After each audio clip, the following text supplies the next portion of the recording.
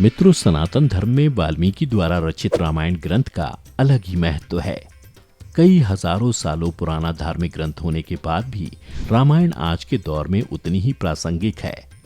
वैसे आपने इसमें कई पात्रों के बारे में जाना है, लेकिन क्या आपने कभी कबंध राक्षस के बारे में सुना है? यदि नहीं तो चलिए जानते हैं।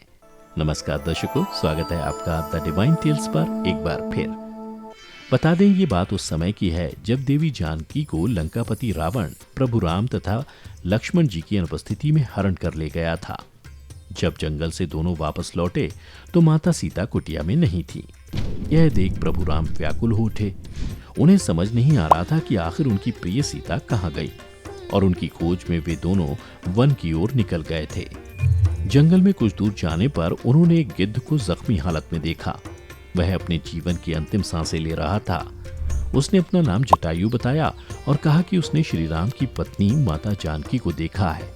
लंका का दुष्ट राक्षस राजा दशानन उसे अपने साथ ले गया है। वह देवी सीता को रावण से छुड़ाने का प्रयास कर ही रहा था जिस समय लंकेश ने उस पर तीखा प्रहार किया। बस ये बताते हुए पक्षी जटायु ने अपनी अंतिम सांसें ली, जिसके बाद श्री राम और लक्ष्मण जी ने जटायु का दाह संस्कार किया। उस पक्षी से मिलने के बाद राम भगवान यह जान गए थे कि माता जानकी को रावण ले गया, लेकिन उन तक कैसे पहुंचा जाए यह नहीं मालूम था। फिर भी मन तो बेचैन था, इसलिए पग न रुके और दोनों घने जंगल में देवी सीता की खोज में आगे बढ़ते चले गए। कुछ दूर जाने पर अचानक उन्होंने एक अजीब से प्राणी को देखा, जो कि एक राक्षस था जिसका नाम कबंध था। पहले तो ये जान लें कि आखिर कौन था कबंध राक्षस। कबंध राक्षस का वास्तविक नाम दनु था। उसका जन्म गंधर्व जाति में हुआ था। वह बचपन से ही अधिक बलशाली एवं आकर्षक था। उसकी सुंदरता के चलते उसके शरीर से एक अलग तरह की चमक निकलती थी।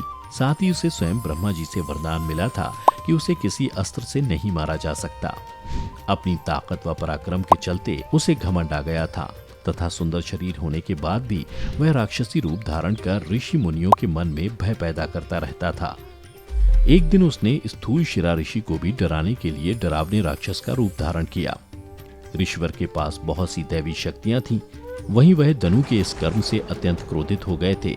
इसी क्रोध में उन्होंने कबंध को श्राप दिया था कि वह जिस तरह का रूप धारण करके उन्हें डरा रहा है, वही उसका हमेशा के लिए रूप हो जाएगा और वह राक्षसों की तरह बर्ताव करेगा। ऋषि के श्राप से दनु का शरीर वैसा ही रह गया। उसकी दोनों भुजाएं काफी लंबी व बड़ी हो गईं, और तो और सारा दिव्य ज्ञान गायब हो गया। अब वह एक राक्षस की तरह व्यवहार करने लगा। अपनी ऐसी हालत देखकर दनु ऋषि के सामने वह रोने लगा और माफी की भीख मांगने लगा। उसकी यह दशा देखकर ऋषि को भी उस पर दया आ गई और उन्होंने श्राप से स्वतंत्र होने का उपाय बताया। कहा कि एक दिन प्रभु राम अपने भाई लक्ष्मण के साथ माता सीता को ढूंढते हुए आएंगे और तुम्हारी दोनों भुजाएं काट देंगे, जिसके बाद जैसे ही वह तुम्हारा अंतिम संस्कार करेंगे तो तुम श्राप से स्वतंत्र हो जाओगे तथा अपने इसी शरीर को प्राप्त करोगे। वहीं कई वर्षों बाद जब भगवान राम और लक्ष्मण जी ने उस राक्षस को देखा तो वह बहुत अजीबोगरीब था, जिसके सिर, धड़, मुख कोई भी भाग सही जगह पर नहीं था। कहते हैं कि इसका मुंह इसके पेट की जगह पर था और इसका दिमाग इसके सीने पर था। इन दोनों के बीचों बीच उसकी आंखें थीं, और वो भी एक ही आंख। कहते हैं कि जब प्रभु राम और लक्ष्मण ने उस राक्षस को देखा तो वह तेज से चिल्ला रहा था। उसके दोनों हाथों में जीव थे जिन्हें वह इधर उधर पटक रहा था, परंतु जैसे ही उसकी दृष्टि प्रभु राम और लक्ष्मण पर पड़ी तो वह उनकी तरफ दौड़ा चला आया। अपने बड़े शरीर का फायदा उठाते हुए उसने राम भगवान और लक्ष्मण जी को अपने हाथों में पकड़ लिया तथा तेजी से दबाने की कोशिश करने लगा। तभी बड़ी कुशलता से श्री राम और उनके अनुज ने कबंध के दोनों हाथ काट दिए।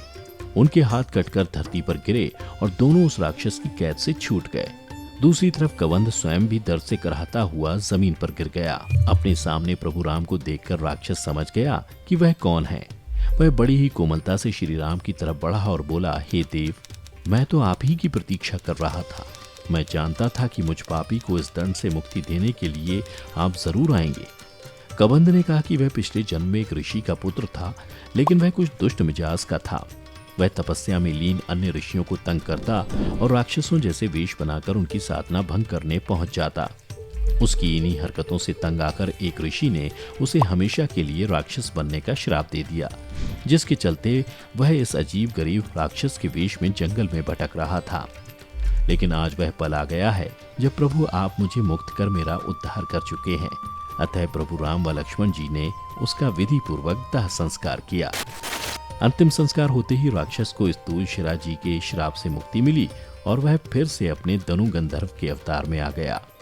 अपनी मुक्ति से प्रसन्न होकर उसने प्रभु से वहां आने का कारण पूछा। तब उसे सारी बात का ज्ञान हुआ और उसने प्रभु राम को सचेत करते हुए कहा कि रावण बेहद अहंकारी दैत्य है, वह बलशाली है और उससे स्वयं देवता भी डरते हैं। उसने सभी देवताओं की नाक में दम कर रखा है। उसने आगे कहा कि वह जानता है कि भगवान राम अपनी पत्नी देवी सीता को रावण की कैद से छुड़ाने के लिए हर तरह की कोशिश करेंगे, लेकिन फिर भी वह एक ऐसा सुझाव देना चाहता है जिससे कुछ मार्ग खुल जाएंगे और अंत में वह अपनी विवाहिता को लेकर ही आएंगे। तब कबंध ने प्रभु राम को बताया कि सुग्रीव ही वह व्यक्ति है जो उन्हें माता जानकी तक पहुंचने में मदद कर सकता है, इसलिए आपको सुग्रीव की सहायता लेनी चाहिए। प्रभु आप दुर्दशा का शिकार हो रहे हैं, इसलिए हे रघुनंदन आप अवश्य ही उस पुरुष को अपना मित्र बनाइए जो आपकी तरह ही दुर्दशा का शिकार है। जिसके बाद कबंध ने मर्यादा पुरुषोत्तम राम को सुग्रीव के साथ हुए अत्याचार के बारे में बताया। कबंध ने गंधर्व शरीर को प्राप्त करने के बाद उन्होंने प्रभु राम को उनकी भक्त शबरी का पता दिया तथा कहा कि वहां से उन्हें सुग्रीव तक पहुंचने का मार्ग मिलेगा जो देवी सीता को ढूंढने में उनकी मदद करेंगे। यह कहकर वह अंतर्धान हो गए। जिसके बाद जब प्रभु श्री राम सुग्रीव से मिले तब वानर राज सुग्रीव ने भगवान के सामने अपनी परेशानी बताई, तो प्रभु राम ने सुग्रीव को उनके दुख हरण का वचन दिया।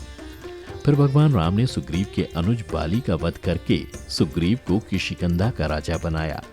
जिसके बाद सुग्रीव ने मित्रता निभाते हुए श्री रघुनंदन के लिए वानर सेना को गठित किया। तो मित्रों, आपने जाना कि प्रभु राम और राक्षस कबंध का प्रसंग। यदि आपको पहले से किसी भी बात की जानकारी थी तो हमें नीचे कमेंट करके जरूर बताएं। आज की वीडियो में बस इतना ही। हम उम्मीद करते हैं कि हमारी वीडियो के जरिए आपको कई सवालों के जवाब मिल गए होंगे। अगर ये वीडियो पसंद आई हो तो इसे लाइक और शेयर जरूर कीजिएगा। अगर आपने हमारे चैनल को सब्सक्राइब नहीं किया है तो जरूर करिए। इसके साथ ही मुझे दें इजाजत। इस वीडियो को अंत तक देखने के लिए आपका बहुत बहुत शुक्रिया।